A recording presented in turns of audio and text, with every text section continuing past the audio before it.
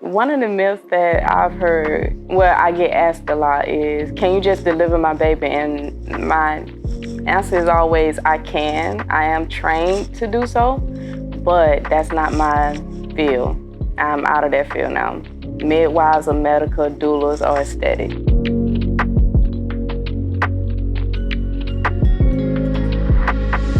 Peace. My name is Earth Mama Naturals. I am a holistic herbalist and also a birth doula, and you're tuned in to Next Level Learning. A doula is your best friend. A doula is somebody you need during your birth. I'm a birth worker, so I'm not only just someone that aids in the birthing process, but I become your best friend. I'm the person that'll cuss out everybody if anything go wrong.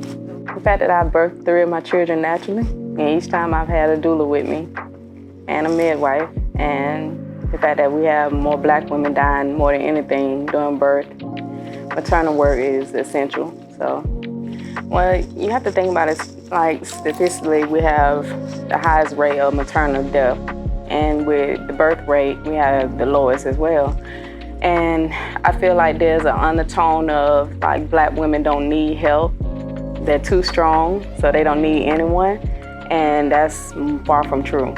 Everyone deserves a doula, and that's where I come in at. Right. I mean, you first have to think about, you don't have to be all the way spiritual to be a doula. You can do that on any realm you want to. But I do feel like you have to have some type of connection with spirituality in order to be connected to someone. You have to step out of that whole religious state, your comfort zone. And that includes spirituality. I don't think there's a problem with celebrities doing it. I just know that the intentions behind it better be the same thing as everybody else. And I think it's great. I can't wait to meet her one day, which I think that's gonna happen. So, Right. I stay connected to all my clients actually. They send me pictures, updates, they hire me for their next births. I stay connected to everyone. I stay in a line where it's like, I don't want to become your best friend after this, You can't call me about everything, but as far as my babies go, I'm always there. They send me everything. I'm a holistic herbalist, so I don't really take part in the whole medical, giving them prescriptions or whatever. I can't write prescriptions in the first place, but when the doctors give them prescription that they think that they're supposed to take, I take over on the other side and give them the alternative option for it. And after birth, I'm a postpartum doula as well and a lactation doula. So I come in with breastfeeding. I give them herbs if they're lacking in that area. I give them herbs to heal after the birth. I use my ancestral knowledge to my best ability. Yeah, so I use red raspberry leaf for most of my clients before and during and after birth. That's one of the most common ones because it keeps your uterus healthy. It also aids in contracting, so it can either aid in putting you into labor or contracting your uterus back down to the normal size afterwards. And it's also good for lactation, which is milk production. So that's one of my favorite ones. I can give you that one. Blue vervain. I use that a lot with my postpartum clients when they're having baby blues, depression, postpartum. It's a mood enhancer, and it balances out your hormones. So, yeah, and we all know you go through a lot of that. That's a good one. That's a good one. So those are my 2 favorite ones. That's in most of my blends.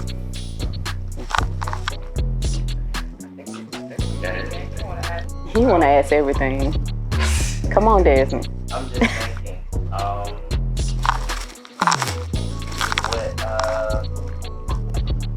so you have herbs for like a number of different, what are the most common herb blends or products that people come to you for besides those that you're comfortable with? Most of the common herbs that I do use, like rosemary, sage, thyme, lavender's in there, but that's not for any of my treatments. That's just for aesthetics, because it smells good.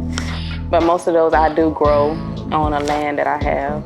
And The rest of them, I do my research. I read a lot of books. I own a lot of books.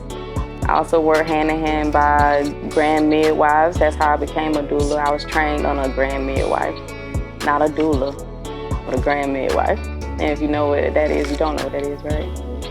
My book is it's a beginner's vegan book. So it's for people who think that they can't become vegan or they having a hard time becoming vegan. It's very easy to go by. I don't put any measurements in it because how I was taught to cook was just go and taste stuff as you go. My ancestors guide me. So you're like, okay, child, stop pouring in the salt now. And I'm done. So I was taught that way. So I feel like in order for you to learn how to cook, you have to be able to taste your own food. I'm not gonna give you measurements. So it's things up there, the ingredients are up there, and I tell you what to put in next, but you gotta figure out the rest. And that's how you learn. So no, I wasn't always vegan. My children have been plant-based. I'm actually plant-based, not vegan, because vegan get a lot of bad stigma behind it. And so I'm plant-based. My children are as well.